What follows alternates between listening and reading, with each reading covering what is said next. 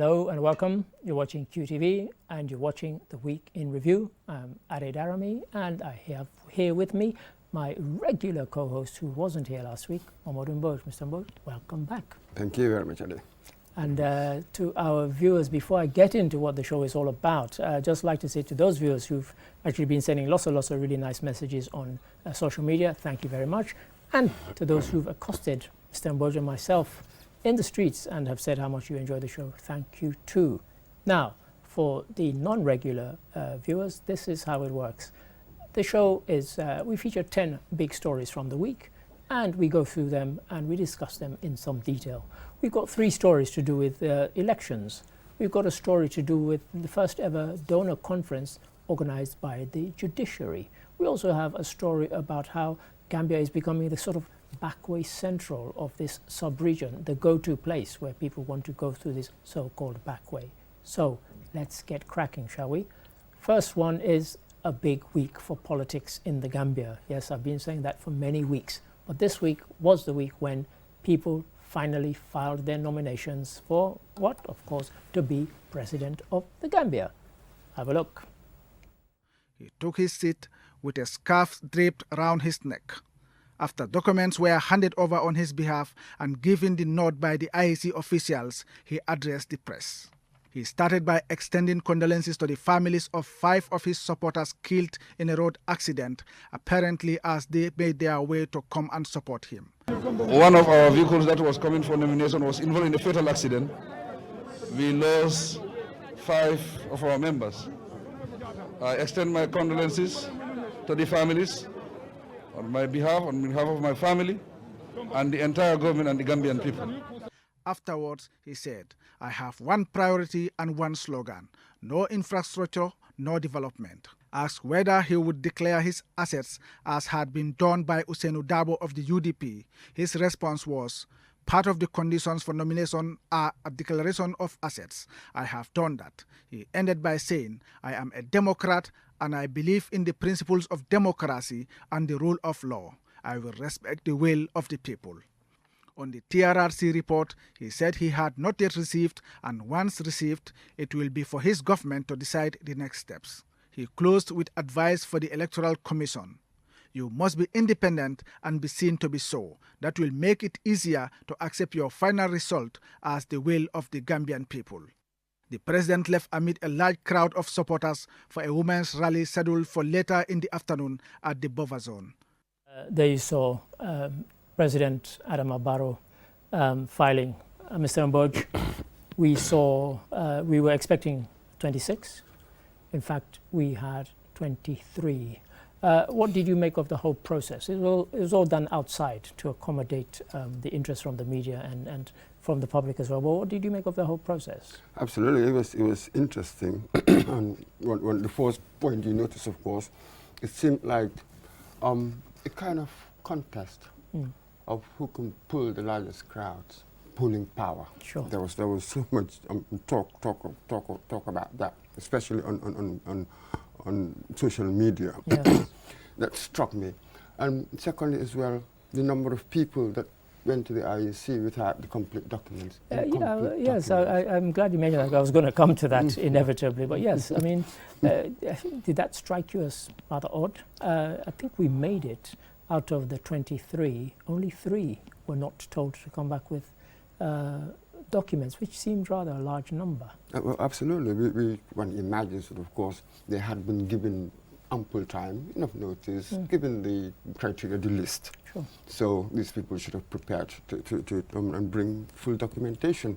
But for some reason, we haven't seen that. I mean, one of the ones which surprised me that people did not have, including some of, I won't name names, but some of the most experienced, shall we say, political party leaders, they were expected to bring a letter from the party nominating them as the flag bearer. And several of them who belonged to political parties actually came without what seemed a rather obvious document to have, which struck me as rather odd. Yes, I think that some sort of administrative assistant will need to be ticked off. Sure. One would imagine that you've got a strong team behind you who will be looking at the details, you know, who are methodical and that sort of thing, thorough. and the like. So it was surprising. But again, people will read what they will of that. Sure. What does that tell the people out there? I mean, you're vying to become president. This seemed like a simple process, simple enough, one would have thought. So people will make of it what they will. Quite interesting. Indeed, and make of it what they will. There was a particular reason I chose the bit featuring the president, is because he addressed the press. Now, you had, as I said, national and international media were there, such is the interest in this. And even the national media, most of them are broadcasting online, so people all over the world were watching. And yet many chose not to use the opportunity to actually tell the people about why people should vote for them. That I found particularly strange. Yes, does it betray a sort of inexperience? We've been talking about this. Absolutely, this is when really you should have your sound bites ready. Indeed. You really cannot go into detail. Sure. I mean, one of them said, look, in 3 minutes, you can go into detail. One understands that. Yes. But you should have your sound bites ready. Yes. By now, it should have gone viral. Well, this is See if you have good sound bites. But rather, some of them were sort of quite emotional with certain questions. Indeed. Not even just emotional, a bit salty as well. Yeah, I mean, it got quite touchy, where people snapped at the press, including to the simple question, what qualifies you to be president of this country? I mean, I was astonished that anybody could take umbrage at that. That's why you filed your nomination. Surely that should be the first question anybody should ask you. Absolutely. And but this has always been our worry. It has certainly been my worry. That really, for 22 years, let's be honest, you didn't really have politics as such. Yeah. So people never really learned, the ropes in such a way. We were constantly defensive, that sort of thing. So we sort of evolved that kind of structure, that kind of system. Sure. So when things are free now, how do you move on to the positive? This is not being defensiveness, it's being proactive, as it were. So we're still finding our feet in so many different ways, even perhaps people who have spent so much time in the political field, but again, given the political climate, you really didn't have time to hone your skills, as it were. Well, you're almost reading my mind there, because I actually told one of our colleagues when I mentioned that this was obviously going to be a topic and that was going to be part of what we were going to be discussing. I said, I've actually stopped myself, because I've heard myself say this phrase so many times since I came to the Gambia, that this is a country that's learning how to practice democracy, because what you had was a kind of sham democracy before. Now people are now trying to get to grips with the real thing, whatever that is. And this is part of that kind of learning process, I guess. Oh, absolutely. Let me tell you this. On Thursday, when the president was going to the IEC, I decided to walk from traffic lights to the KSL building amidst, all the crowds. But then my mind went to V.S. Naipaul's The Suffrage of Elvira. You mentioned it to me. Which was really a spoof on democracy and electioneering. I found it disquieting that my mind should go to that, because it was having fun, poking fun at the newly emerging nations. As it were, nations, it was colonial nations, and where campaigning elections tends to be like a carnival. The carnivalesque atmosphere, as it were. But this is how we do things, and I hope that the younger generation, they are looking, they are learning, saying, yes, I would want to do that, but I'm not sure whether we should do the other. So to have a critical engagement with the way we're doing things now, and see perhaps what to change. And I advise you, young people there, to go and read The Suffrage of Elvira by V.S. Naipaul. And I confess I have not read it, but such was Mr. Mboji's enthusiasm for it, that I've been hunting it down ever since.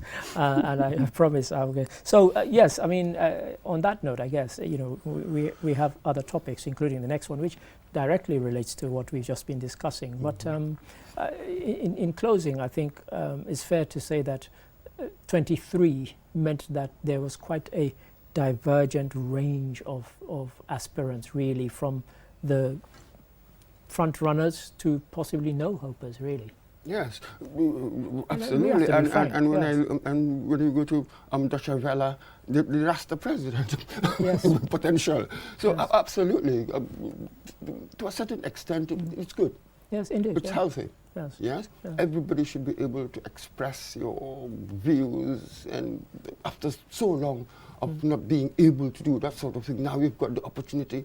Everybody think that you can do all sorts. Yeah. We know, you and I, you know that after the elections, most of them will just melt away. Indeed. This indeed. is how it goes. But for the 5 years, then we will see really those with mettle, Sure. those who truly mean it, who would have the stamina Sure. to survive the 5 years and come back. Sure. So I'm not too alarmed about it. Sure. It's all right. Yes, I'm glad you said that, because again, I had to tell my younger colleagues in the office, which means just about everybody. I said to them, look, it's not necessarily a bad thing. I said, when you should get worried is when there's only one candidate or when there's only one party. The fact there are 18 political parties in this small country might be seemed as ridiculous by many, and that's been the kind of commentary internationally. But nonetheless, in a way it's healthy, because it means that people aren't just coalescing behind one party or one single candidate, and that's a good thing. That's what they say. Consensus, actually, is the enemy of democracy. Indeed. Variety is the friend. Sure. Democracy assumes Yeah, exactly. variety. Absolutely. So yes, more variety, and we look forward to it very much. By the time this program goes out, we will know who's been weeded out after the scrutiny, public scrutiny, etc. But talking about who's been weeded out, I mentioned in the last story that there were 23 aspirants. Well, that's kind of been narrowed down already. Why? Have a look at this. You have a package, and if you have somebody who welcome that package. As a young person, I believe my objective is three things: the young people, the women, and the media. And then President Barrow is somebody who's ready to work with me based on those issues. So I definitely 100% I give him the support. There you had, and of course, no accident that this story followed the last one. Mamadou Ba, there we heard. Now, initially, he was being referred to as Momodou Ba II, and then when he came to present his papers, he pointed out that, and in fact, I liked the fact that the IEC said, can you please make it known that it was your mistake, not ours? And he said, yes, it was my mistake. So he'd entered his name incorrectly. And even more, he made headlines because he's the one who was going to build a wall around the Gambia and separating the Gambia from Senegal to stop the drugs menace. But that aside, he has now thrown his weight behind President Barrow, so one less candidate already. Absolutely, and according to Sidinjai, more will follow. Yes, yes, an NPP spokesperson. Yes, yeah, yes. Absolutely. Sidinjai, the spokesperson of National People's Party, and then already we've seen that GFA joined UDP. That's right.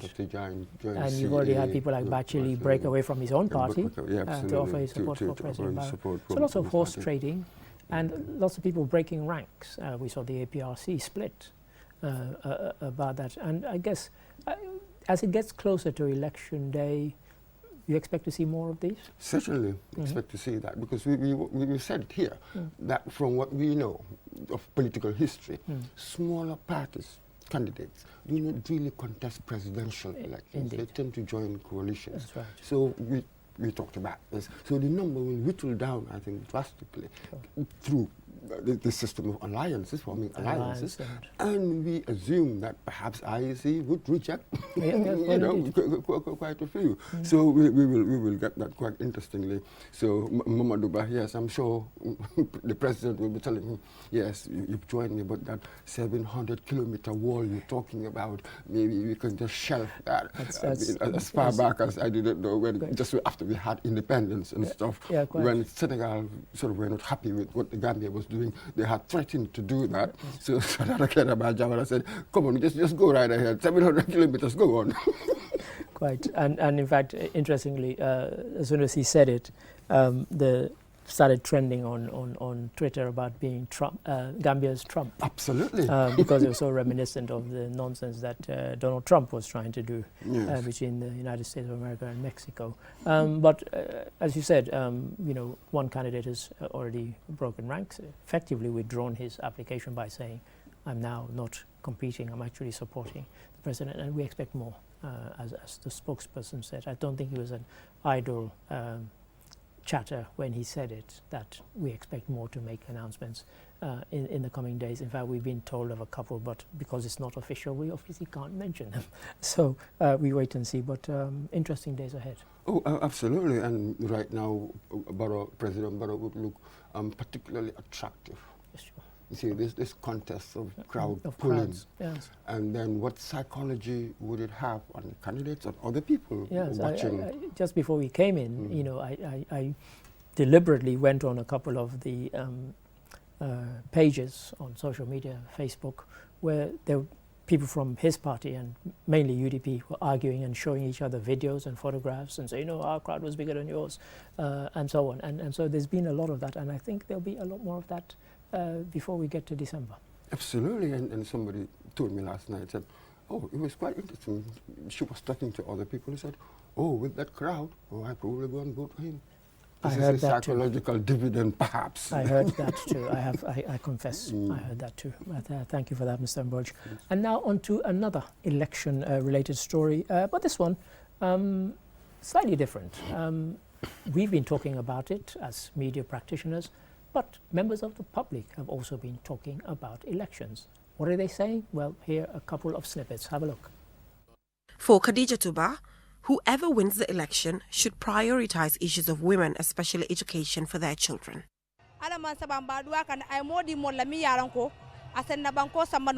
Whoever wins these elections, we are praying that he or she can move this nation forward.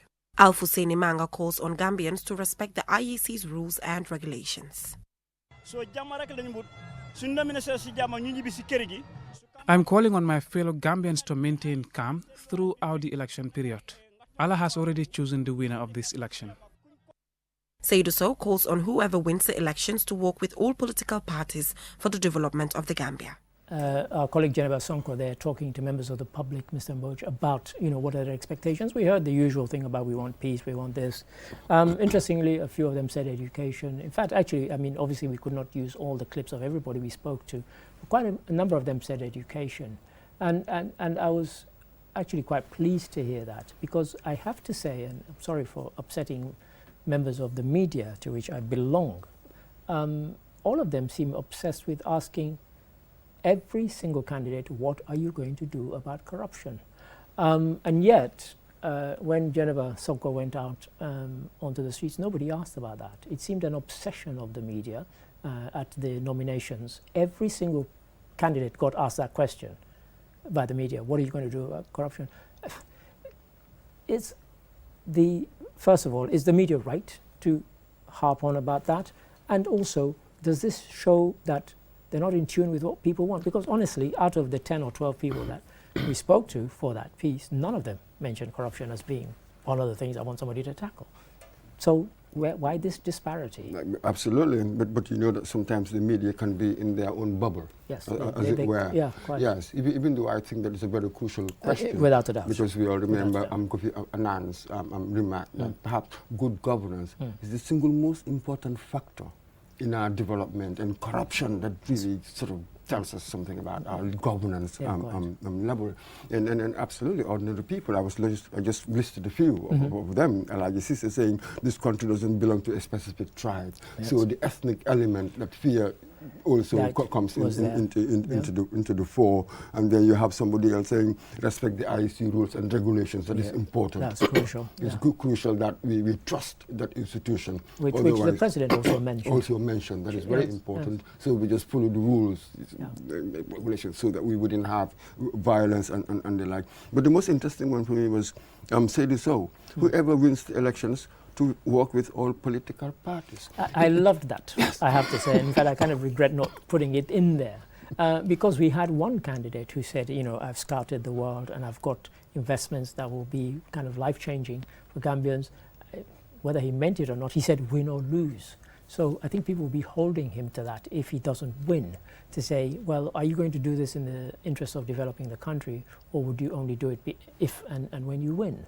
And that I particularly like that, Seydou Sow, because yes, this is what if you love your country, then you should be able to do things for the benefit of the country whether you are in power or not.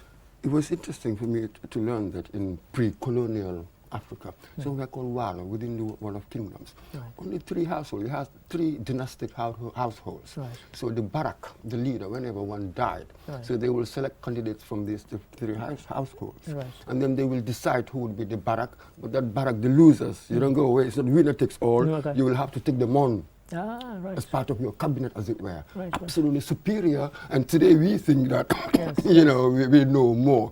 Yet our winner takes all Yeah. system It's that breeds sort of instability and all of it. That was infinitely more superior. Yeah. I as mean, a it's interesting because until it became particularly poisoned in the last 2 or 3 years, I have to say, in Sierra Leone, we've actually had instances, because the president can actually appoint people across the political divide. And so President Kaba and President Koroma both actually appointed to ministerial positions people who were in the opposition. The law allows him to do that, and they did it. This president, Marabio, has not done it as yet, and I suspect even when he reshuffles his cabinet, he won't be doing it. But the law allows that because they have identified people who have a particular talent that they think, well, we can bring this person into work in. It must be beyond the bounds of statistics. Not all the people who have all the best ideas are in your party. There must be people who belong to other parties, so bring them in. Yes, and so that I love that particular quote. Yeah. So yeah. I hope that this would be a challenge for whoever wins. Absolutely. If I think that my rival, yeah, sure. you know, sort of got talent, and good ideas, why not? Yeah. Let's try to move away from the winner takes all kind of democracy. This is sort of the Western democracy that we've sort of inherited, and now you're beginning to hear certain intellectuals, certain scholars telling us that this Western style democracy doesn't really suit us. Given our needs right now, we don't really want that, because this sort of breeds more instability, creates all sorts of divisions, and then we are constantly at each other's throats, which we really do not want. Yeah, I mean, who would dare pick up the, you know, the gun? Somebody's throwing it. Well, this is it. Pick that up that gauntlet. and you know, I must admit, as I watched on QTV as the nominations were being made live, and then the question and answer, they only gave them between 3 and 5 minutes. I was kind of screaming at my TV set, why doesn't somebody ask one of these candidates, if you lose, will you still approach the winner with your good ideas in the interest of the nation? Nobody asked that question, and I thought that was a shame. Absolutely. Yeah. And that was the sort of question that one could answer. You don't need to think about it much, you know. It's a yes or no. Yes, and then you can say, a bit few, and then you move on. Yeah. Of course, one couldn't got into certain details, as it were. Yeah, but understandably, absolutely, one could have really answered that easily. Yeah, so in many ways. But again, they were also asking a lot about TRRC. Yes, that yes. Also would you implement TRRC? Would you implement TRRC? That got asked, yes. And others, other candidates were saying that actually they will all its facets, as it were.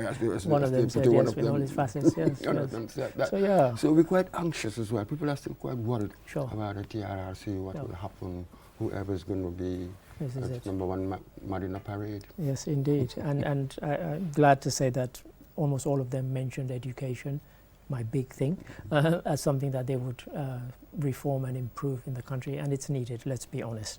Health, a lot of them mentioned as well, and again, some of the people we questioned spoke about that, so good. But thank you for that, Mr. Mburch. Now on to something else. You know, it's often said, justice delayed is justice denied.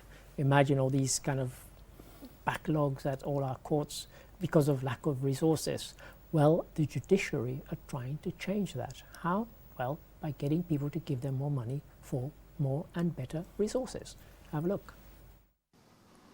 The plan provides us with the roadmap and a framework for enhancing the capacity of the judiciary to deliver such quality justice and to enable the institution to discharge its role as a key player in contributing to securing good governance in the Gambia.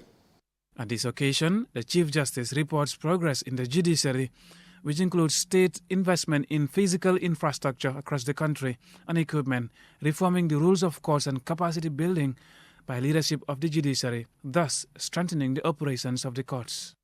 Shortage of courtroom space and of judges and judicial officers, the lack of equipment, the significant increase in the case workload of the courts, all these and more continue to pose serious challenges to the operation of the courts and to the speedy disposal of cases.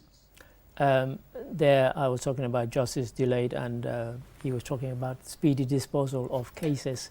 Mr. Mboj, I almost felt like taking back my criticism of the fact that we churn out more lawyers than engineers, but I won't take it back. But part of it is the fact that you hear it said that we don't have enough court space, as was mentioned in the video there. Now, when the figure was mentioned, 1.2 billion is what they're seeking from donors. There was a gasp in the newsroom. But it's needed, surely. Oh, absolutely.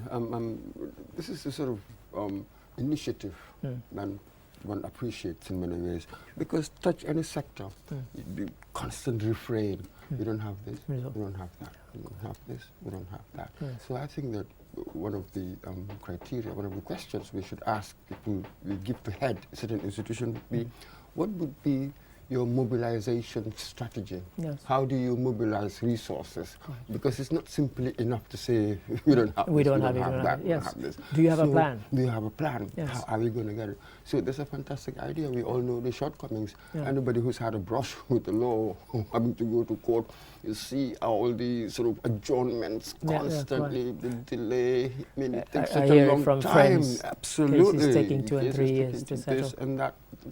Absolutely. Sure. And then when you look around, there are papers all over. So one assumes that the digitalization would come in, be one of the things. Sort of make it much easier. And it's a 5-year strategic plan. It's already into its first year, part of which has been funded by the government and part by other donors. And the other 4 years is what they're looking for. This 1.2 billion to actually take it to another level, as you said, digitization, computerization and so on, both in sending documents, receiving documents and so on. So it's quite a big one. So the 1.2 billion is probably not that huge a sum when you think about the scale of what needs to be done. Absolutely, but at least it will be a start. Yes, quite, and then things can move on from there. All we just want to see, we know the scale of the problems. Sure. Of our problems right now. All that I think people want to see is that somebody is making an effort towards at least alleviating stuff. The solution, solving it, that's a much longer term, thing. But the alleviation effort, people can see that and they appreciate it. And there we've got our CJ, and I keep telling people that I am not surprised. This was, our CJ did his apprenticeship, did his work during Jawara's time. When people knew about good practice and that sort of thing. A little wonder that out of all institutions, perhaps the judiciary is the one making the most improvements, reforms within. Well, indeed. As far as I'm concerned. Yes, and he made the point there about the importance of good judicial system in good governance. He made that point there, and that's a very, very valid point. Absolutely, for me, this is really what this is the crux, as we used to call it, the bulwark, as it were, of our liberties and all of that. If all else fails, you really want the judiciary to be extremely strong. Strong, independent, resourced, that's it, and that sort of thing. Politicians can do whatever they like. I just want a good, strong, independent judiciary. Sure. Then I'll be comfortable, I think so. I have to say. I think many people will be. Thank you for that. And now on to our fifth story. Since I've come to the Gambia just over 2.5 years ago, I've actually been quite surprised at the number of people from Sierra Leone who say to me, things like, I've been told that if I go to the Gambia, that's a good way to go on this kind of irregular, so-called, what they call here, the back way journey. And so you get lots and lots of people who are not Gambians now coming here, as if Gambia has kind of perfected this thing. There was a recent incident which many people got apprehended and taken into custody before they could make the journey. Have a look. These people, according to their stories, claim that they were contacted by Mohamed Keita and then one Alassane Diallo and some other people who are at large, who told them that they can come to the Gambia and then pay a certain amount ranging from $2,000 to $3,000, and then they are going to assist them to go to Europe through the regular journey that is commonly called bagway. Okay, so upon arrival in the Gambia, when they pay their money, those people tell them that they are going to have a 2 weeks training to prepare for the journey. Okay, but during this training, what they came to realize was that there was something related to migration that they were doing. So all what was happening, they were introduced to QNet business. They were introduced to QNet business, and then it was not what they wanted because that was not what they were told. So they feel that they cannot do it, and then they need their monies back. There you heard in that briefing, Mr. Mboj, $2,000 to $3,000 per person. On this occasion, 98 people. Somebody's making a lot of money from this. Well, absolutely, it's turned into a business. It really has. And Gambia's reputation in recent years of having such large numbers leaving, so we I mean, disproportionate number of people have left from the Gambia to go to Europe using this so-called back way, that people now flock here. But the middlemen and women, I'm assuming, involved in this must be making an absolute fortune. That's it. So I'm sure that with all that long experience, you've learned to be quite resourceful. Sure. Yeah. So everybody, the whole coast, the whole region, perhaps, they've heard about it. Oh, haven't you heard this QNet? I thought, wow, imagine that name. People from Mali. Mali, everybody comes here. So we must be tough on these smugglers. Sure. Intelligence policing. We really must be tough on the smugglers, because the people, for now, a lot of things must happen before we can stop them going. Our youth, the economy, so much really needs to happen before we can stop them. One of the things that we could do now is really have perhaps a specialized agency for this sort of thing, good intelligence, and really busting the smugglers, people who ply in human misery. Essentially, that's what they're doing. And this is, every year the trafficking in persons, the TIP report comes out, and Gambia doesn't get a good rep. They're saying that you're just paying lip service to actually stopping this, clamping down on it. And this is kind of part, because they addressed it specifically in that briefing, that they want to actually improve upon this, and that's why they're sort of clamping down, they're arresting people, and they're using quite good intelligence to do so.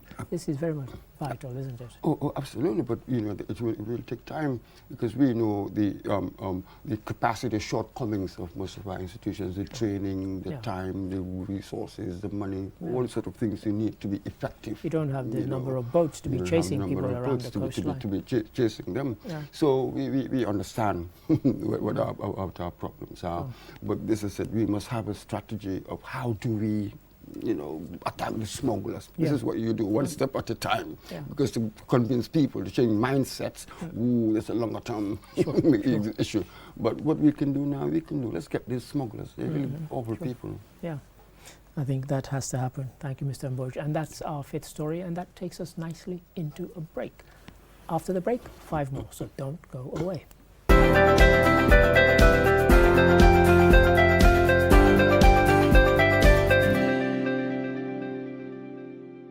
The best product in town is back. QCell's MiFi router. Get the best MiFi in the country for just $2,800 and connect up to 15 users with 4G internet speeds and a long-lasting battery life. So rush now to any of our customer care locations and get the best for less while stocks last. For more info, call our customer care on 111. QCell, Senior Boss, the Gambia's quality network. We innovate, others follow.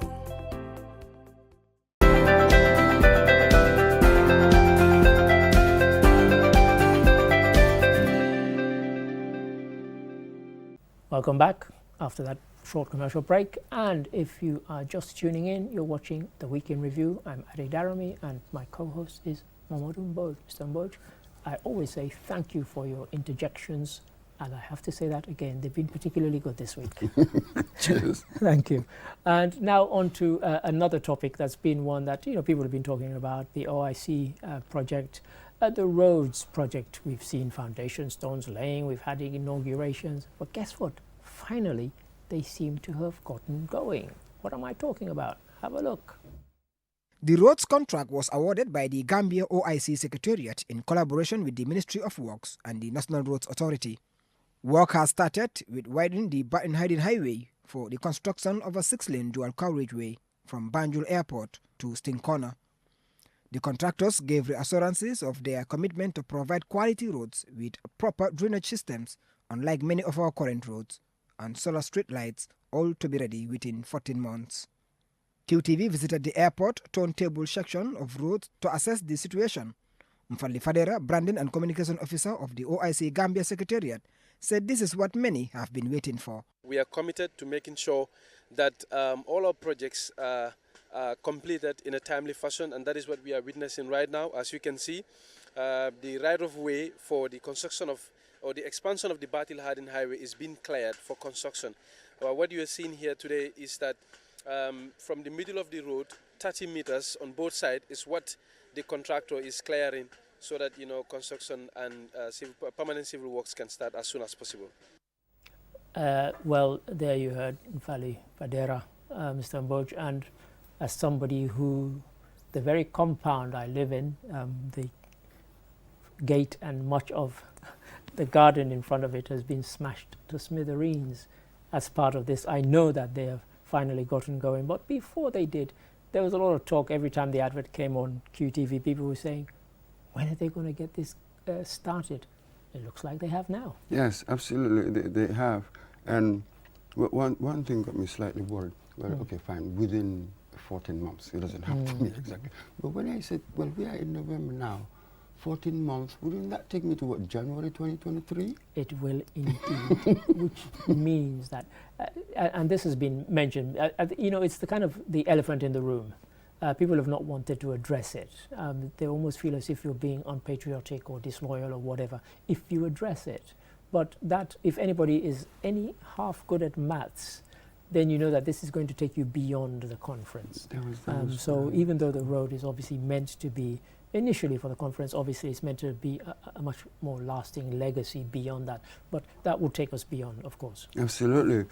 So what we have here is what? They've got two phases. That's right. I understand. That's right. So one is perhaps thinking that maybe phase one, which is take us from Airport Junction, I'm told, to Senegambia. That's where that's right, which is on that Batil Hardin. That's exactly what's going to happen. Yeah. So one begins to suspect that what actually happened in Senegal might again happen here. Yes. So the whole projects, they were not complete, but enough for the conference to take place. That's right. And then afterwards, they completed the project, I think when perhaps suspects. And I think that's happen. true, because I think, and this is what people have been pushing for, some honesty about it. And as I said, I've been accused of being unpatriotic when I questioned it, saying, well, is it going to be ready? Is everything going to be ready? Well, I think we have to be honest. It's unlikely that everything is going to be ready, but enough to actually make sure that the conference does go ahead. And you see, whitewashing anything, papering over anything is not patriotism. No. It's just dissembling. This is it. That is shrouding these things. This is it. And I did say to the person, I said, look, I'm not being disloyal or anything. I just want us to have honesty about this and have an honest discussion. Because come the conference, if all of these things are not in place, at least we have managed expectations by telling them, by telling the public that actually, yes, not everything is in place, but enough in place for us to give a good account of ourselves and host a good conference. Oh, absolutely, and everybody's excited about this 50-kilometer roads. Indeed. I mean, just look at this state of our roads. It will boost, substantially transform the landscape, as it were, at least in the areas affected. And one understands, when you look at our bureaucracy, how we do things, we are slow in a lot of things. Indeed. These symptoms we really show in whatever we do. And I have to be honest, COVID did not help. No, because some of the people and the machinery that was meant to come was delayed because of COVID-19 and so on. So that really gave us a huge knockback, and I think one has to be upfront about that. That really was not a help. But absolutely. Nonetheless, we're soldiering on. Absolutely, and perhaps what we will ask of them is that perhaps we do not want a second embarrassment. Sure. It was, remember, the first time it was postponed. And held in Jeddah. And held in Saudi Jeddah. Arabia. So now we hope that this one, it wouldn't happen. Sure. They'll at least get enough done. Of course, they'll be criticized left, right, and center, but this is, this is what it is when you are in a position of authority. If you can't take the hit, get out of the kitchen, as they say. Absolutely. So that sort of thing. Just perhaps no embarrassment this time, please. Can we just get enough done so that we can have it? Enough so we can have it, and let's manage expectations so that the criticisms are less. Thank you for that, Mr. Mboj. Now, the Gambia is not the only country in Africa where people with mental health are not well treated, either by us, members of the public, or by members of the healthcare profession, where very few of them want to get into that side of study. So I was rather pleased when we were invited to go and take a look at some people who've actually qualified to be nurses and helpers. Have a look. Students who have passed through this module tend to learn and retain most of the conditions and the problems which are being discussed during this module. So this is also a learning forum. For the junior class, Abdukarim Fofana, the class coordinator, says nurses are an integral part of our society and they deal with all types of patients, including those with mental health problems. Nurses, as you know, they will be working in the hospitals, in the health centers, and they will be dealing with people who are having issues with their mind, the mental issues. So that's why it is, the Gambia College, found it very important so that they can take mental health as part of the courses that we teach our students. Because if you go to the psychiatric hospital, you will have nurses there working with doctors. So wherever you go in this country where patients are admitted for any condition. There we cut him off in mid-sentence, but I think we knew where he was going with that. Wherever people are treated with this condition, you have nurses looking after them, and so it was good to get psychiatric nurses. But Mr. Mboj, I was saying in the lead up to that people with mental conditions are poorly treated, and the thing is, people all around us have mental health conditions, and yet we don't seem to want to go into that field of study where we can help them. But this is surely encouraging. Absolutely, and I was quite shocked to look at the statistics that in Gambia almost 90% of people with severe mental disorders do not get any treatment at all. Yeah. Extraordinary, and you have a lot of them who are homeless. Yes, we see all of that. So absolutely, this is a wonderful thing that they're doing, because you're dealing with patients of all sorts. Obviously, right. Why not mental health? And yes, people are reluctant to go into that. But one can sort of feel, one can see why we've got certain attitudes about well, that's I was going to come to that, the attitudes, and I wondered whether, because our reporter who went to that was quite impressed, and I did say to her, it's a pity you didn't ask them whether they're going to be taking this to schools, to actually get school children to understand that don't make fun of people who have mental health problems. Actually learn and see whether you can help them, or show them where they can be helped. And so that was something, but I was quite concerned about. Yes, and more widely. You know what I mean? So that even families can live with less severe cases, then you will know how to manage it. I think most of these people, when they have mental problems, mental issues, their families, some of them anyway, perhaps most of them, their families just sort of let them, abandon them, and they just take to the streets. That came through in the report of people who had been cared for, and from the day they were being cared for, they were never visited by their family. At Tanka, the family just washed their hands of it. It's all the stigma attached. So we need to break the mold. Sure. You know what I mean? Yeah. Particularly now in our societies where the youth bulge, like a segment of our population, they're all youth, aren't they? So there's a way that we can engage them so that we can change attitudes in the next generation. I'm not sure whether we can change us, old dogs and new tricks, people of a certain age, But this is the opportunity, as it were, so that we can break the mold and be having much more of these awareness programs, even what they call psychodramas on TV. Well, this is it. This was it. Yeah. So the people will be more sensitive and perhaps even giving them tips. Yes. I mean, not knowing what to do might also be sort of like an impediment, a barrier. So that's right. Just let them go. How do I react to this person? How do I treat them? How do I do that? So these little tips that every person, everybody should know. It should be on our TVs, on the airwaves regularly. Sure. And I think definitely in agreement with you on that one. Thank you, Mr. Mboj. Now on to another health-related matter, this time to somebody who, after a long and distinguished career in the health sector, is, I was going to say retiring, but he seems to be in semi-retirement. Have a look. One of the few areas that I applied, during that time was then to join the Commercial and Development Bank, now, the Trust Bank, in those days. And, it was going to pay more as even a bank clerk compared to being a student nurse at that point in time. Having retired, Mr. Suare is back on a one-year contract as a senior lecturer at the school. Mr. Suare tells me he's not only gained knowledge and expertise in the profession, but he also gained skills from his school days and explains his future plans. I really don't know whether it would still, that personal project would still be within, the health sector, either with nurse education, consultancy, or maybe change gear and go to another area, gardening or whatever.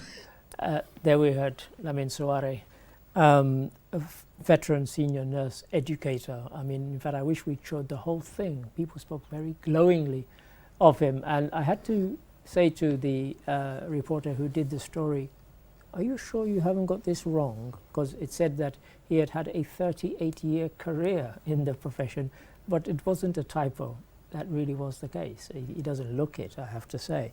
But nonetheless, somebody who seems to have inspired lots of people, gone on to become doctors and nurses, and some of them spoke to us on camera, and really glowing tribute to the person. Absolutely. I'm talking about breaking molds. He broke the mold. I mean, when we were kids, in our days of innocence, we sort of equated being a nurse with being female. Most nurses were really women.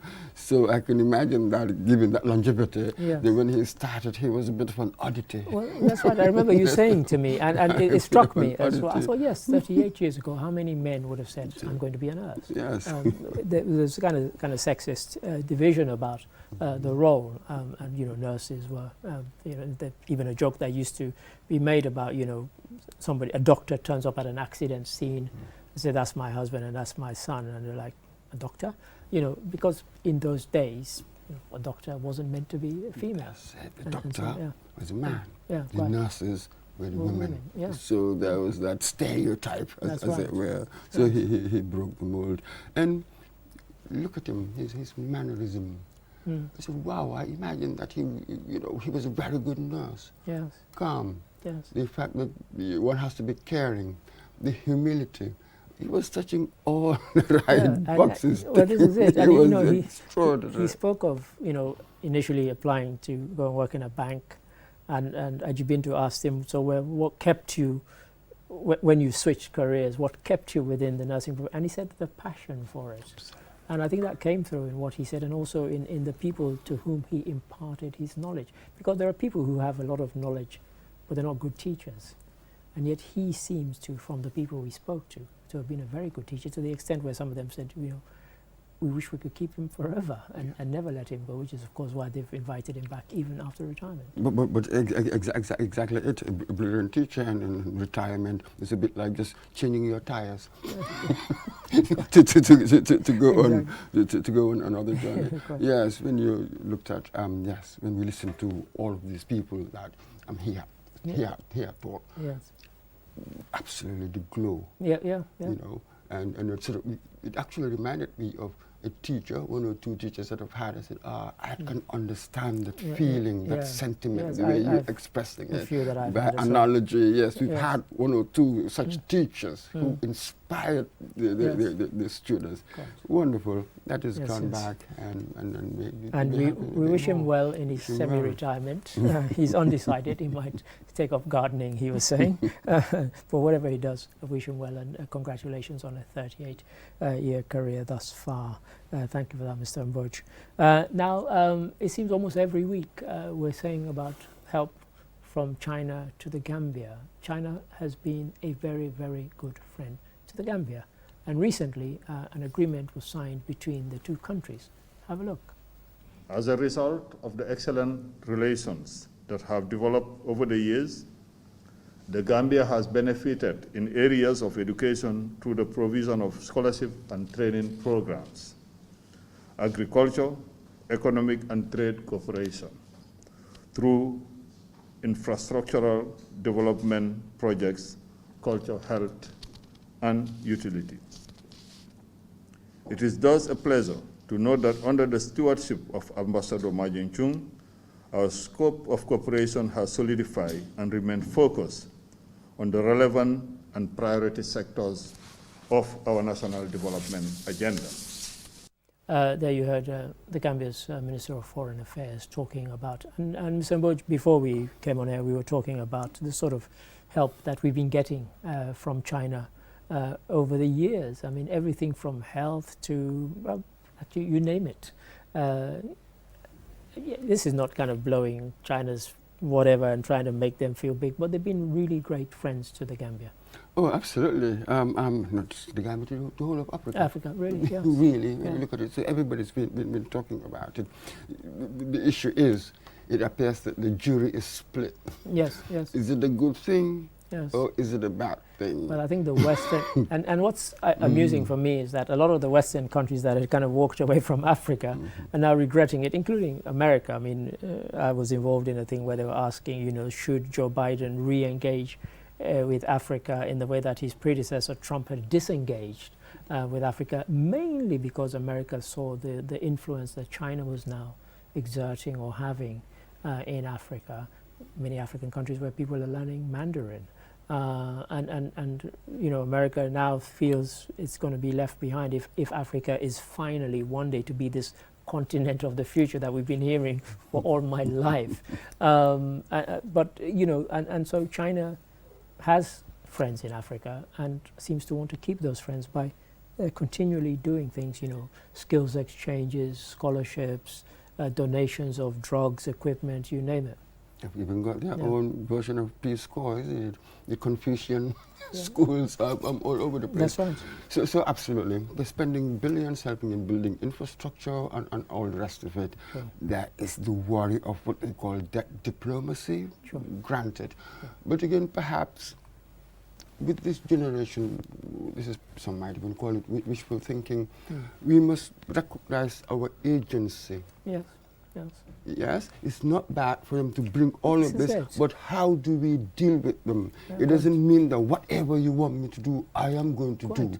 And I'm glad you made that, because there are things we have that they want, be it minerals or various natural resources, and we should be able to strike a hard bargain, and I don't always get the impression that we do that. No, we don't. You have even some African leaders who complain about this, but again, we've seen brave ones who have sort of in the past been willing to take them on, and they had fairly equitable. You can never be fully, completely, because you know the power imbalance there. It can never be fair bargaining powers, but still a reasonably good bargain. Sure. And then once you have whatever resources are going to give you, money or whatever, how do you use it? Good question. Do not misuse it. Don't this misuse is really it. what the key is. Quite. Where do you put it, in the productive sector, or would you end up in private bank accounts back in the West? That is what we hope doesn't happen, and I think that's a good one to end on that particular note. Thank you for that. And that takes us on to our last story. Neither Mr. Mboj or I had a career as footballers, but we both love football, and many footballers in Africa dream of going to play for European teams, including some in the Gambia who had a chance to impress a European scout. Have a look. Transitions was good. Very technical player, so we note one or two players, and we go again on tomorrow to see games. African footballers are talented, which is why so many have gone on to be scouted and now play in some of the best clubs in the world. Is there any difference in having raw talent and technical skills, but still not be good enough to make the cut in top professional clubs? Sure. What's difficult in Africa is to see the projection about the players, because the players is good here, but it's maybe not ready to go to Europe immediately. So we need to have a projection, and we see the technical skills, athletic skills, also the mindset. Mr. Mboja, a couple of minutes only on this one, if that. What's your take on that? For those who might have the opportunity to go, fantastic. Sure. Yes, but already there was something ominous that I heard there, and we all know it. Talent is not equitably distributed. True. So you will have a good number who wouldn't make the never. cut. And that's the same even over in those countries. Over in those countries. Yes. So how do you deal with them? Yes. So there must be a broader scheme that will take care of the well-being, the welfare of these, of all of them, of these players. Indeed. Those who may not make the cut. Sure. You know, damage. You prepare them, their education, everything. Well, else. I'm glad you said education. Yes. Because, you know, and we're about to close now because we're running out of time, but the Ajax model, which is replicated at Q City Academy, where it's about education as well as football. Absolutely. Yeah, so there's a model out there. There's a model, follow it. On that note, Mr. Mboja, thank you for your interjection so far. Thank you very much, Ade. And as ever to the viewers, thank you for watching. Until next week, goodbye.